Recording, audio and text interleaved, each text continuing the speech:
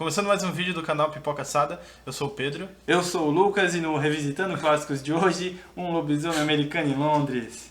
Então,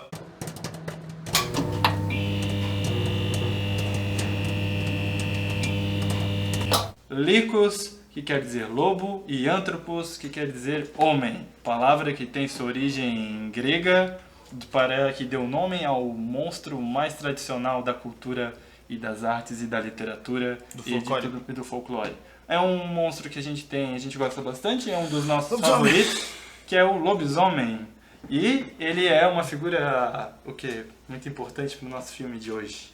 E falando de lobisomem, a gente vai falar de um dos melhores filmes de lobisomens já feitos, na minha opinião, que é Um Lobisomem Americano em Londres. Um Lobisomem Americano em Londres é um filme de 1981, dirigido por John Landis, que é conhecido por ser um diretor de comédia, que ele fez, já devem ter ouvido falar dos Irmãos Cara de Pau, Blues Brothers, Eu adoro. e o Clube dos Cafajestes. E o Lobisomem Americano em Londres fez sucesso porque ele tem a pegada de ter um monstro, uma criatura, que é de um personagem geralmente de filmes de terror, mas o filme tem ele é divertido, de certa forma, né? E como é que é a sinopse? Sem não é divertido, sem deixar de ser terror. A sinopse básica é o seguinte: dois amigos americanos vão fazer um mochilão em Londres e eles acabam se perdendo lá no meio de um lugar afastado, assim, e eles acabam achando um pub. Um pub e vão se abrigar naquele pub, né? Um pub bem rústico, um pub bem rústico, assim, e clássico, clássico europeu. E lá eles percebem um clima muito hostil, então a galera que está dentro daquele pub parece que todo mundo se conhece e todo mundo é muito hostil com eles, trata eles muito mal, como se eles fossem intrusos naquele lugar. E tanto é que essa introspecção faz com que eles sejam praticamente expulsos do pub, mas é orientado que eles não desviam para o bosque, porque se tu pegar o caminho do bosque é mais perto de chegar na cidade, mas o caminho mais longo é pela estrada, e eles orientam eles não sair da estrada em nenhum momento, porque caminhar pelo bosque seria muito perigoso, ainda mais naquela noite, que era uma noite de lua cheia. A lua cheia, a chuva e toda aquela atmosfera tensa faz com que eles sigam, faz com que mesmo sendo céticos mesmo negligenciando o medo que o pessoal do pub parecia sentir, aquela atmosfera fez com que eles seguissem o caminho da estrada. Então eles começam a escutar uivos e esses uivos são de lobos que acabam atacando esses dois. Um desses amigos morre e o outro acaba se transformando, acaba indo para o hospital e se transformando em um lobisomem. E esse é o Lobisomem Americano em Londres. Lembrando que a primeira encarnação do personagem para o cinema foi em 41, que é os clássicos, né, da Universal, que foi o Lobisomem que leva esse título, e o Lobisomem Americano em Londres tem várias referências, né, a esse clássico. O pentagrama... Só para contextualizar, quando eles chegam no pub, que eu falei na sinopse, tem um pentagrama com velas. E lá antigamente, como é que é o nome do ator? Deixa eu ver. O Lon Chaney Jr. Ele associava aquela estrela com o símbolo do lobisomem. Então, tipo, o cara, o amigo, né, do cara que se transforma no lobisomem, ele percebe e faz essa referência, faz a associação citando o nome do primeiro filme do lobisomem, de 41, o clássico, conta a história de Larry Talbot, que ele, depois que o irmão dele morreu, ele resolve ir para a cidade natal dele, uma cidade pequena. Nessa cidade ele conhece uma moça e a moça convida ele para ir até ao acampamento dos ciganos, que tem um pouco afastado da cidade, para ver a sorte nas cartas, né? Essa é a história do lobisomem, o clássico antigo de 41. E chegando lá tem o Bela Lugosi, que é o clássico Drácula, todo mundo, né? Depois, antes do Christopher Lee, né? E o Bela Lugosi no filme faz um lobisomem. E tem a ligação, essa referência que o Lobisomem Americano em Londres faz, porque o pentagrama aparece na mão, o lobisomem consegue ver o pentagrama na mão de quem será a próxima vítima, né? Isso a gente está falando, só para não confundir, a gente está falando do lobisomem antigo da Universal, e essa referência é uma referência que aparece no Lobisomem Americano em Londres. Isso. Então, tem cheio de... É tipo um fanservice. E o Lobisomem Americano em Londres, agora a gente vai... A gente review, como o nome do quadro sugere. Proposta do canal. O nome... Eu acho engraçado que o nome dos nossos quadros são... A gente tem nomes melhores para os quadros do que para o canal. Mas isso aí... também. Que é o Revisitando o Clássico e revendo esse filme que é antigo, mas tem alguma coisa... O que mais chama a atenção nesse filme e por isso que ele ficou tão... Na época, esse filme se destacou tanto, principalmente pelos efeitos especiais, que ficaram sobre a direção do diretor de arte, sobre a tutela do especialista em efeitos especiais e maquiagem, Rick Baker, que ele já tinha feito o Exorcista, o Star Wars, né? E fez Star Trek, se eu não me engano. Né? Ele fez alguns episódios de Star Trek sim. E King Kong, que ele era um gênio da época da transformação. Inclusive, Lobisomem Americano em Londres, ele ficou famoso e garantiu até um Oscar de melhor efeitos especiais e maquiagem por uma cena de transformação, né? Vou falar um pouquinho da cena de transformação do lobisomem, que é uma cena grotesca e foi considerado por muito tempo a melhor transformação de lobisomem do cinema. É feito com técnica tipo de stop motion e junto com a maquiagem, e tem todo aquele negócio, toda aquela coisa de... toda aquela ironia que tá tocando Blue Moon, aquela música, uma música bem calma, assim, enquanto ele sofre, ele mostra como a transformação do lobisomem, isso, cara, eu adoro isso, que a transformação do lobisomem é uma coisa sofrida, assim, uma coisa que ele tá lutando contra. Até dá pra fazer uma associação meio filosófica, uma viagem que eu tenho, que é aquele momento é um conflito, porque o lobisomem, pra mim, sempre representou uma luta do homem contra o próprio instinto. É uma coisa, a gente tem sucumbir aos próprios instintos, é como se tu se transformasse em uma fera, em um lobisomem. E aquela coisa dele, aquela luta dele de não querer sucumbir aos instintos, de, sabe, ele tá sentindo dor e tem todo aquele negócio, tipo, a mão começa a subir, o focinho começa a estralar, parece que tá quebrando os ossos por dentro, assim. Tudo aquilo eu acho muito da hora. Outra coisa que é interessante também, mais efeito especial, e levando pro lado filosófico, que o amigo dele que morreu aparece constantemente no filme, vai dando aviso, você vai se transformar. Ele aparece como uma assombração, assim.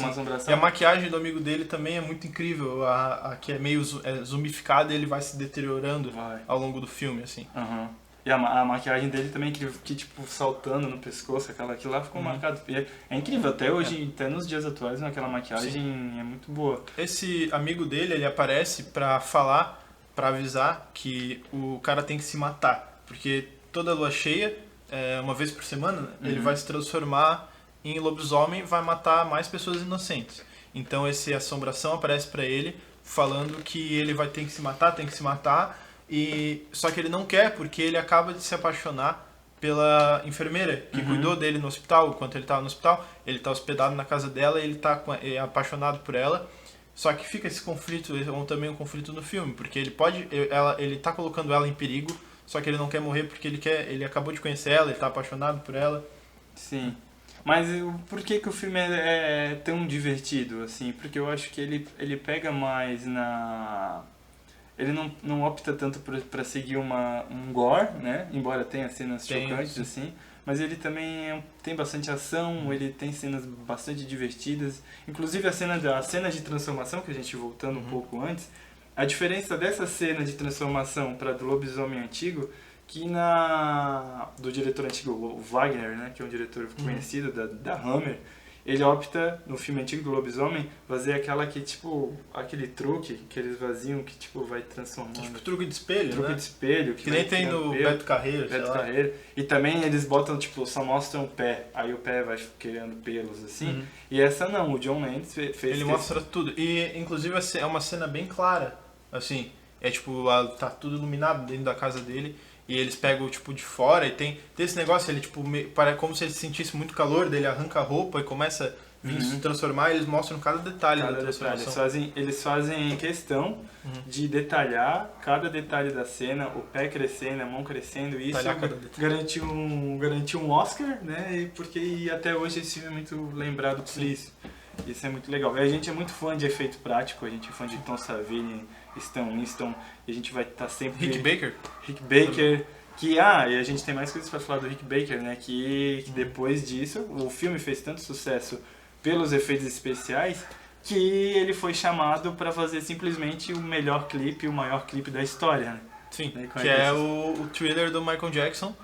O Michael Jackson ficou tão impressionado com os efeitos especiais do Lobisomem Americano em Londres que ele chamou o diretor e o Rick Baker para fazer...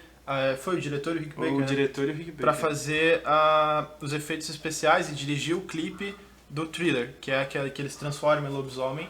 E ele também chamou o diretor depois para dirigir também Black and White, que é outro clipe dele. Outro clipe do Michael Jackson, para vocês verem as proporções que o filme tomou. Que os efeitos especiais e a direção, o diretor tomaram depois desse filme. Porque é um filme que entrou pra história, é um clássico. Eu reassisto várias vezes e é um filme que é extremamente divertido, assim, não é assim... Algumas pessoas não gostam muito de filmes mais antigos, têm preguiça de assistir, só que é um filme bastante pop. Apesar de ter um filme inteligente, bastante, eu diria até artístico, é um filme pop, é um filme pipoca, eu acho. Tipo, um terror pipoca. Mas isso aí que tá a beleza do filme, o gostinho de... ele não é um filme que quer ser pretencioso em nenhum momento, assim. Mas ao mesmo tempo ele tem a mensagem, é um filme extremamente divertido e é um terror também, ele não foge muito do gênero do terror, sabe? Não. Até porque ele tava no início de bombar os slasher, ainda não tinha lançado assim, né? Mas pensa, nos anos 80 foi o boom dos filmes de terror, eu acho, né? E tudo virava franquia. Tudo tinha longas sequências. O Lobisomem Americano em Londres também era para ser uma franquia, né? Ia ter em Paris, ia ter e tal. O que mais ficou mais teve famoso. inclusive um lobisomem americano em Paris, mas nada se compara nada foi o que esse filme foi, sabe? Nada e assim, teve muitos genéricos de filmes de lobisomens inspirados nesse. Sim. Só que nada se compara, assim, foi por muito tempo difícil. Eu não consigo lembrar um filme depois desse de lobisomem que seja tão bom quanto. Então é isso, né? O filme tem algumas curiosidades também, particularidades da gravação, que ele conseguiu... Tem uma praça famosa em Londres, que é a Piccadilly Circus, que é difícil tu conseguir autorização para gravar lá por causa do fluxo de pessoas, e o Lentz conseguiu a aprovação da polícia local para gravar 15 cenas lá. Ele teve, 4 horas para gravar essas cenas e ele fez, de madrugada, assim. E fez tudo assim, fez nessa cena. É uma curiosidade básica. O filme é de 81, mas ele estreou no Brasil em 83. Mas é isso aí, assista Lobisomem Americano em Londres, é a nossa recomendação de hoje no Revisitando Clássicos.